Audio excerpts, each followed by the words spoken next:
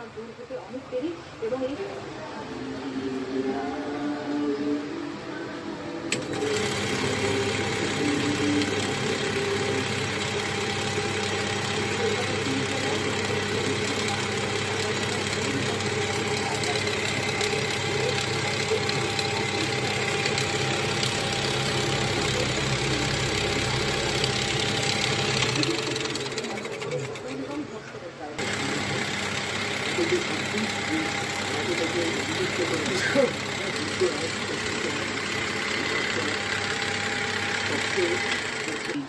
ছয়জনকে মৃত্যুদণ্ড দেওয়া হয়নি। ৩০২ যেটি আছে তাতে ব্রুটাল মার্ডারের জন্য, নৃশংসভাবে মার্ডারের জন্য তাকে ফাঁসির সাজা।